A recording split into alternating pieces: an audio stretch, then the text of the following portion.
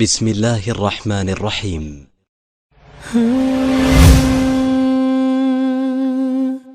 السلام عليكم.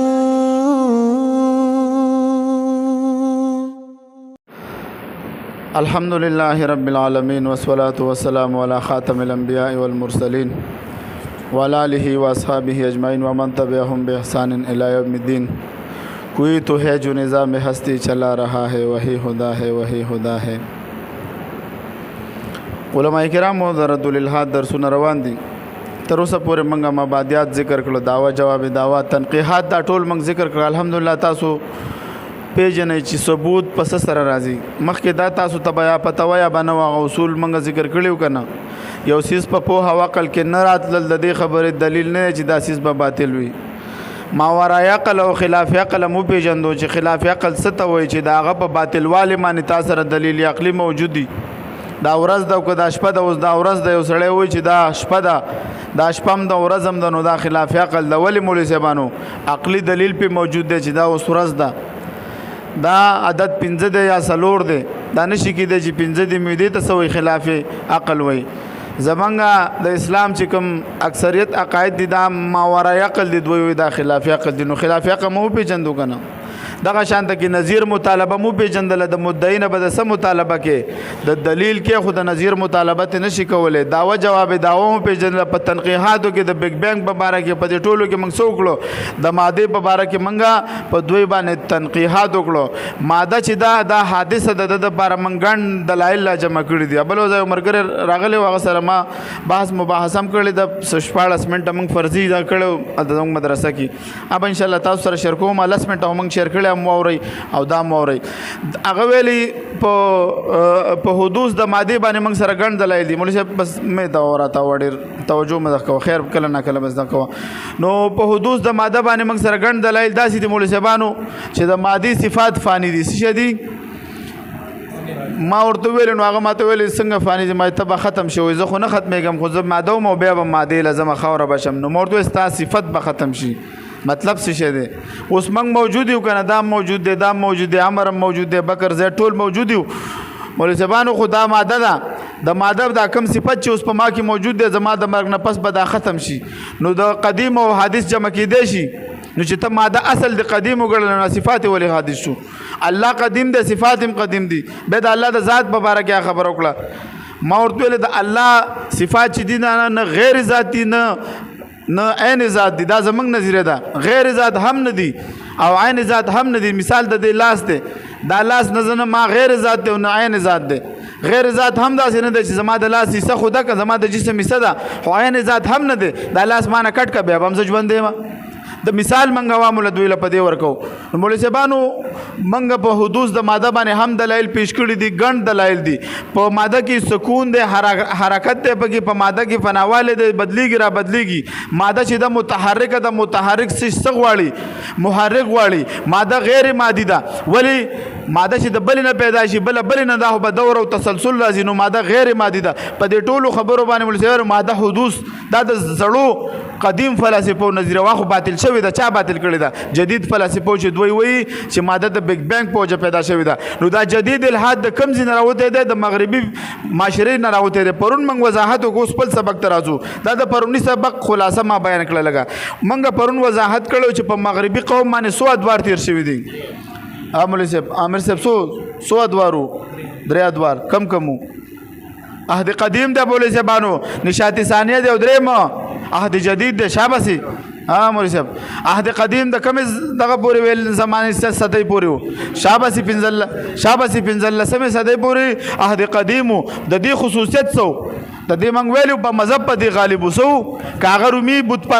پرستانه مذهب وو، کاغه یونانی مذهب وو، کاغه عیسایت او که يهودیت وو. په 15 صدۍ پورې سو مذهب ته غلبه. اوس مذهب ته غلبه نشته په کوم معاشره کې؟ یورپی معاشره کې. من خبره د کم کو د یورپی معاشره کو لګي خو به مال راوړی. پوه شئ مولوي صاحبانو. نو دویم دغه چې وو هغه د نشاط ثانیه دا د 15 صدۍ نه واله تر د 19 پورې،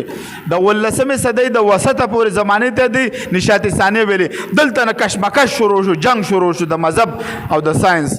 مارټن لوتر پکې تحریک شروع کو ګڼ تحریکات کو پرنکس پکې پیدا شو ګیلیل پکې پیدا شو دغه شانته کې فرانسس بیکن دا غټ فلسفه دی وخت کې پیدا شو نیوټن پکې پیدا شو نیوټن هم په 1400 صدۍ کې 1601 دغه څومره کې پیدا شوی موږ وخت کې وضاحت وکړو دا خلک چې پیدا شو نو دوی سوچ او فکر د مذهب خلاف وو ولی دوی به مشاهدات کول تجربات به کول مذهب خود ساختو پرون موږ وضاحت کړې مولوی صاحبانو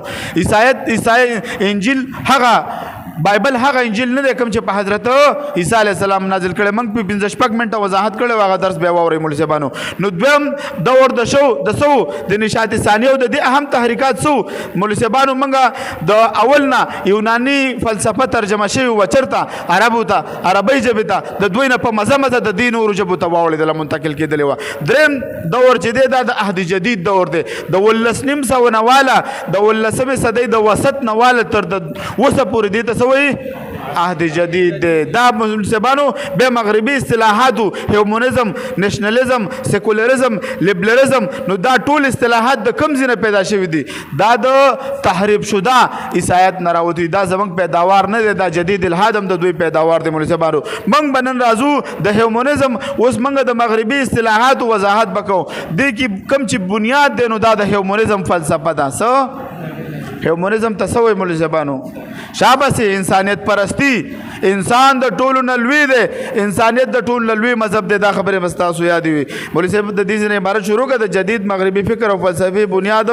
دا هیومنزم دی صفحه نمبر 3 شپته دې نه راواړو عبارت شروع کړي اوس سبق شروع کړي مخکې زید خیره هیومنزم تحریک اصل په اعتبار سره د وحی الهی او هدایت ربانی ضد د دې تحریک مقصد او پیسې عیسائی معاشره کې تصور د مذهب ختمولو لپاره د نظریه په اختلاف شوی ده انسایکلوپیډیا اف ریلیجن دې ته اشاره کړې ترجمه کې دا وای په فلسفه د هیومنزم هر طرح فطرت ربانیت د ذات د سوشه دا هیومنزم چې د مولوی صاحبانو دا یو داسې فلسفه نه رجحان دی چې په دې کې د انسان تجربات او تشریحات ته اولین مقام حاصل دی تجربه بکې او عقل نه بکار علي مولوی صاحب د هیومنزم وضاحت د جدید مغربي فلسفي اساس او بنیاد د هیومنزم تصور دی چې څومره جدید فلسفي او افکار او نظریات او اصطلاحات ایجاد شوي دي د دې ټولو نه وروسته د هیومنزم تصور دی په نورو لفظونو کې هیومنزم د تاسو د مغربي تصور او فکر بنیاد هم دې ته بنیاد هم ویل شي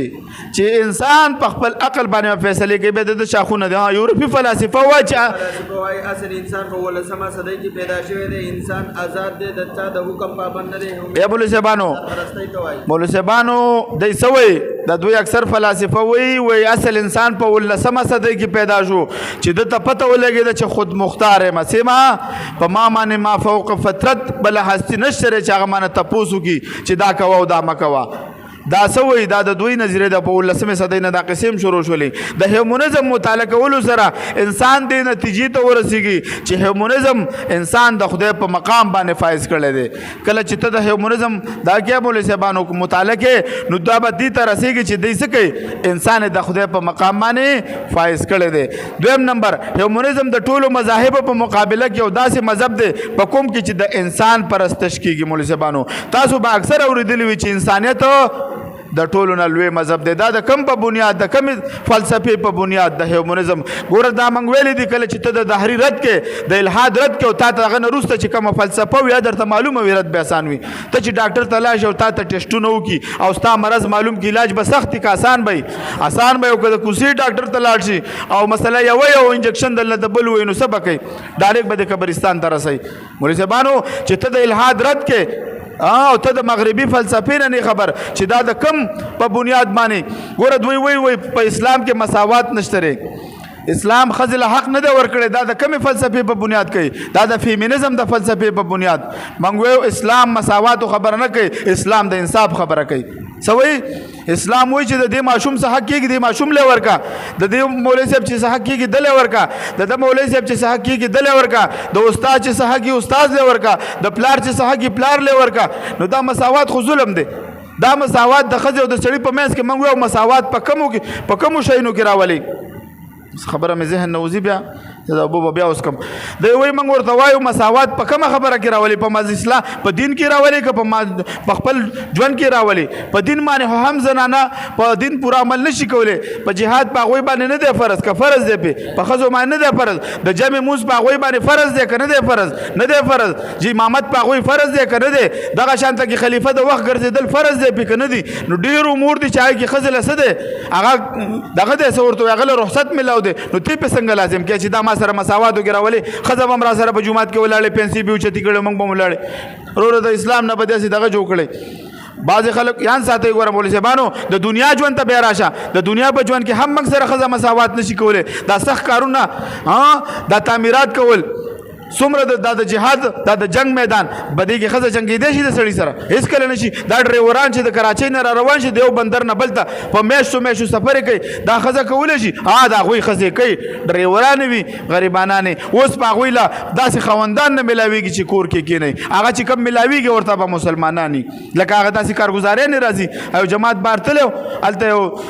انګرېز سره واده کړی مسلمانه شوي و نو هغه بیا کور کې کښېنولې وه نو هغه جنې نه به بیا نورو مرګرو جنکو تپوس کړی چې ولې دفتر ته نه راځي اوس مې وایي ضرورت نشته زما خاوند دې ګټي او زه یې خورمه وایي داسې خاوندان موږ له موږ ګوره داسې خاوندان هلته نشته دی زما او ستا خوره مور دوی بار راوباسي چې په عزت کې موږ کېنولې ده په پرده کې ناسته ده موږ یې ګټو که هر رقم یې راوړو دوی له ورکوو په حیا کې ناسته ده او دا چې بار راوځي او زموږ ورته کې وروره د دنیا کار دوی کولی شي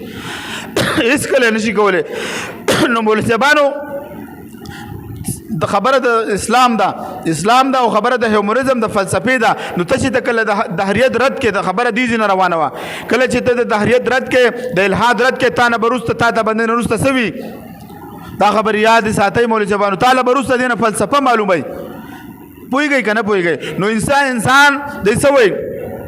د هیومنزم داسې یو مذهب دی په کوم کې چې د انسان پرستش کېږي تاسو به اورېدلي وي چې انسانیت د ټول نه لوی مذهب دی نو کله چې دا خبره اورئ نو تا ته پته ولګي چې دا د څه په بنیاد وایي د هیومنزم د فلسفې په بنیاد چې انسانیت پرستي ورته وایي عبارت وایم دریم په هیومنزم کې د انسان پرستش طریقه نه ده کومه چې د الله تعالی د عبادت حاصلوي دلته سوال لازم مولوي صاحبانو دلته سوال لازم چې بھائی ته چې دا انسان د خدای په مقام باندې فایز کوي نو دا خو بیا څنګه دی خو خدای ورته نه وایي که نه انسان ته دوی خدای وایي نه نو موږ ورته وایو موږ ورته څه وایو دا هغه طریقه نه ده کومه چې د خدای د طریقه ده من خدای له سر په سجده کوو من خدای له څه کوو عبادت کوو نه دی وایي انسان خود مختاره دی دا انسان د خپل اعمالو خالق دی څه شی دی دا انسان د خپل اعمالو خالق دی که دا ښه کوي دا د دې خو خالق دی او که دا بد کوي دا د دې بدو داسې څوک نشته چې دنه تپوس کوي موږ وایو انسان چې دی انسان خالق نه دی انسان اختیارمند دی مولوي صاحبانو موږ څه وایو انسان اختیارمند دی خالق نه دی اختیار یې راکړی چې بد کار کوي او که سم کار کوي که چېرته نیک اعمال دی وکړو نو بیا به صحیح بیا به جنت ته ځي که نه ولې فیصله به څه کېږي جزاء بما کانوا یعملون دغه شانته کې وما یفعلوا من خیر فلن یکفروه که چېرې ښه کار هم وکړو ګوره ستاسو د دې به څه کېږي ناشکري به نه کېږي لئن شکرتم لازیدن الله وایي که زما نعمتونو باندې هم دغه وکړو زه به درله پکې زیاتوالی وکړم موږ له اختیار راکړی دی دوی وایي نه دا خالق دی موږ یو اختیارمند دی نیک او بد متعین شوي دي زموږ په نظره کې دا یاد ساتئ موږ مسلمانان وایو چې نیک او بد ښه او بد متعین شوي دي شریعت موږ له اختیار راکړی دوی وایي نه نیک او بد به زه د دې خالق یم زه چې څنګه ایجادومه نو ځکه د پرستش طریقه داسې ده د خدای نه انکار دی پوهېږئ که نه سبا به نه تپوس کومه څلورم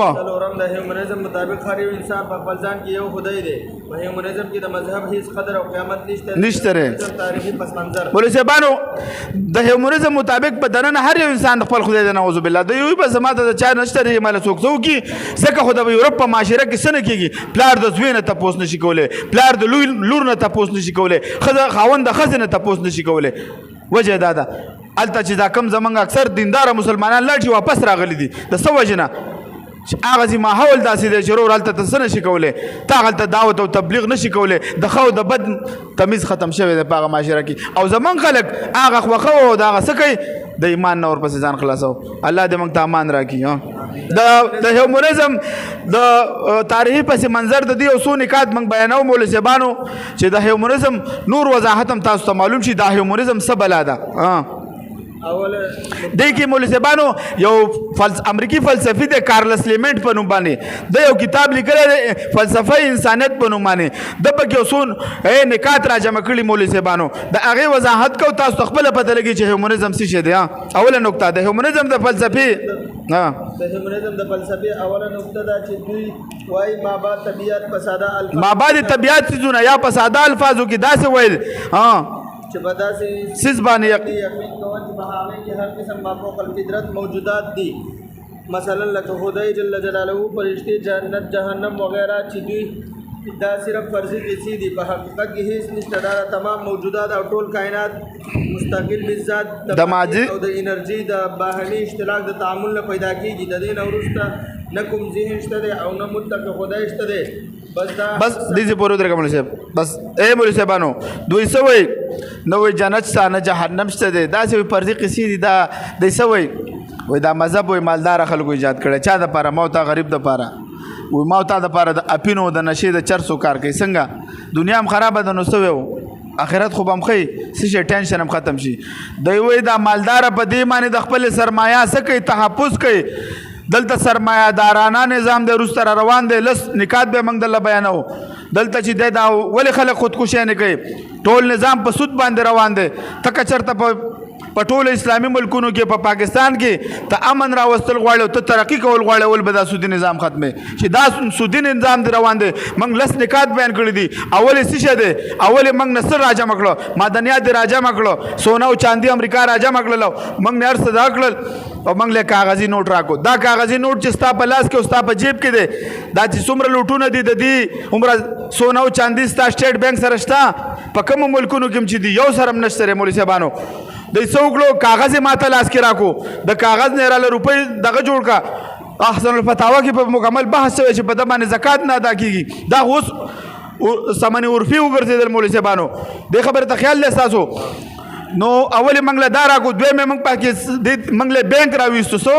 په دغه مکمل درس موږ کو وروسته را روان دی دریم نمبر موږ دپاره د سټاک مارکیټ یې راته راویستو بیمه پالیسیان یې راته راویستلې نجکاري راویستله زما او ستا د مسلمانانو املاک دوی څه کوي نجکاري کوي خرڅوي دا د قوم سرمایه قانونه د بجلی ډیمونه موټر ویګان دا ته نشي خرڅولی په اجارې نشي ورکولی دا د قوم امانت دی احادیث پې موجود دي ابیس بن ملحان رضی الله تعالی عنه بیل السلام ته راغی وروسته مو کوم ترمذي شریف کې حدیث ذکر دی او ورته راغی د الله رسول دا پلان کې کان ما ته راکوي در مې کو نور صحابه راله د الله رسول هلته خو نور دا خو داسې کان دی هلته د مالګې غونته کې سپینې اوبه پکې ملاویږي نور خو څه شته دی نه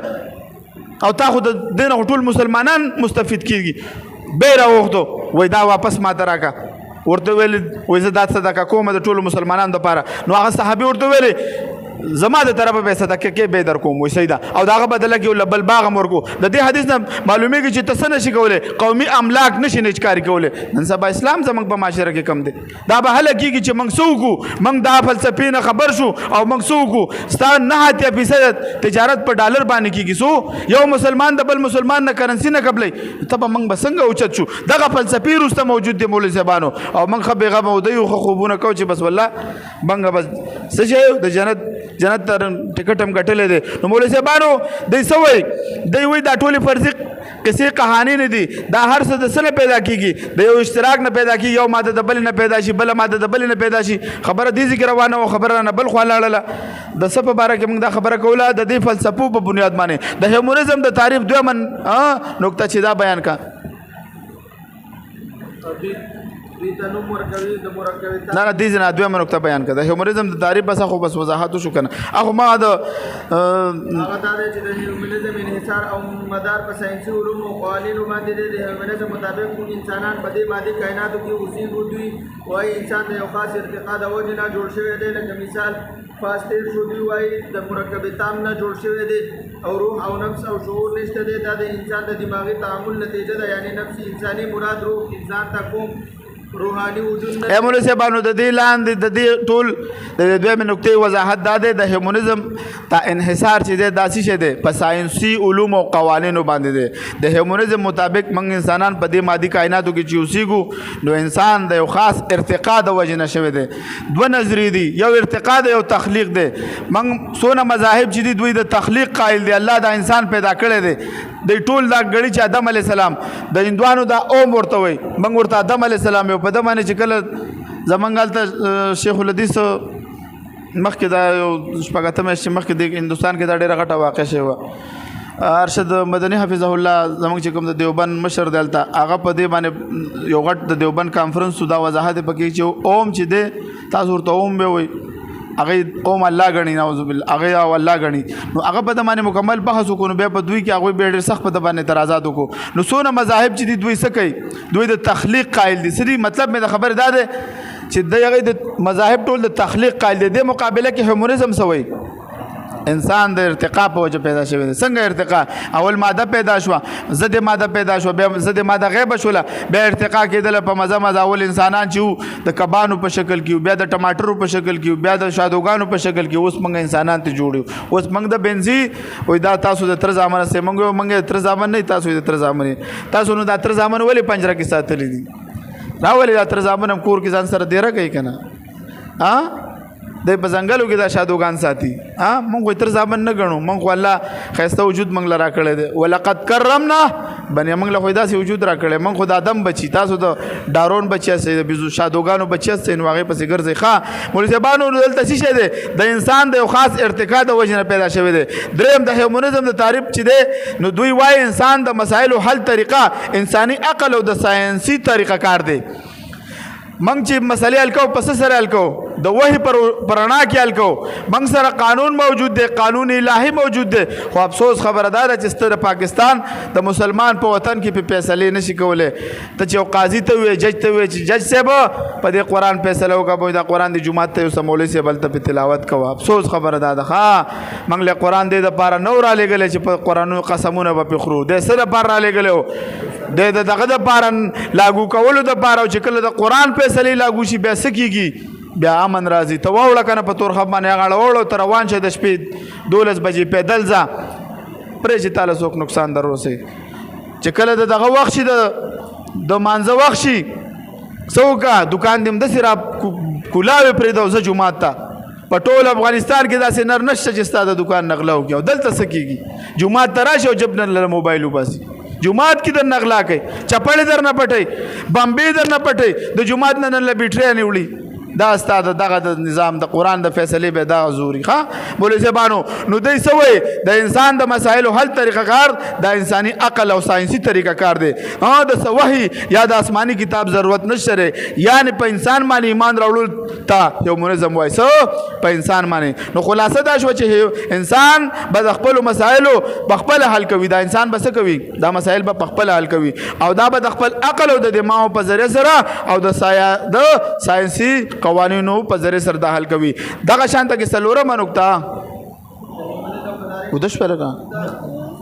پاسا قسم نظریه لکه د تقدیر او ایمان بالقدر نظریه ده ټوپه په سر کې د هیڅ نظریه نشته د انسان خپل تقدیر او قسمت په خپل خالق دی یعنی کوم شی عمل کې انسان مثبت غني د دې په کول انسان پوره تور آزاد یعنی دیتا سره خارجي یا آسماني پابندي فکر کولو ضرورت نشته دی ځکه د خپل خیر او شر انتخاب او ترجیحات په درجه بندۍ کې پوره تور آزاد ولسبانه پوښوي کنه دای سوې د تقدیر او ایمان بل دایس نظریه نشته بس ته د خپل تقدیر خالق ته څه کوا خدای خوخي خو ایجاد کوو چې بد خو دې بد پنځم سبق نور پکې دغه نه کوم تشریح مخ کې چې لک سبق پوره کو اخلاقیات او بنیاد د مذهب په ځای په دنیوي اقدار باندې دي ولسبانو د دې نقطې مطلب دا دی د هیومنزم مطابق تمام اخلاقیات او بنیاد مذهب سیشه په زید په دنیوي اقدار باندې د کوم په ذریعہ سره چې انسان زیات نه زیات خوشحالي حاصل کړي او ازادي او ترقی حاصل کړي د مذهب په زید دنیوي هر عمل وکول شي په کوم سره چې د خوشحالي حاصلېږي هغه عمل کوم ته چې د مادي ترقی حاصل شي نو دوی څه کوي اگر کاغذ جایز وي او که ناجایز وي انسان لذت حاصلولو کې څه شه ده دا خود مختار ده خلاصې دا انسان پرستی او داسې نظریه د حیات ده چې د دې مطابق د عبادت او فرشته شو قابل سره په یو هستی د چاغه سوق دی هغه په خپل حضرت انسان دی اول نمبر هیومنزم انسان د ملسبانو د دې خلاصه ده اول پکې چې هیومنزم انسان د خدای په مقام باندې سکو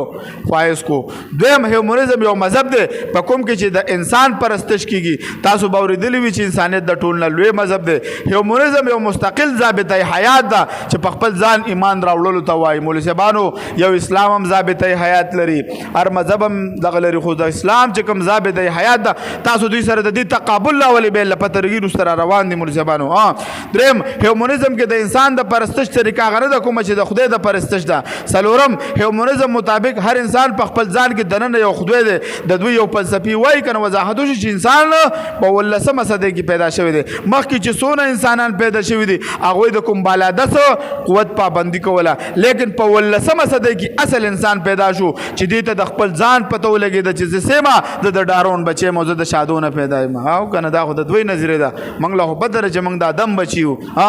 او زه خود مختار ما او زما د پاسه بل دا دست قوت نشته دا د هیومنزم د فلسفه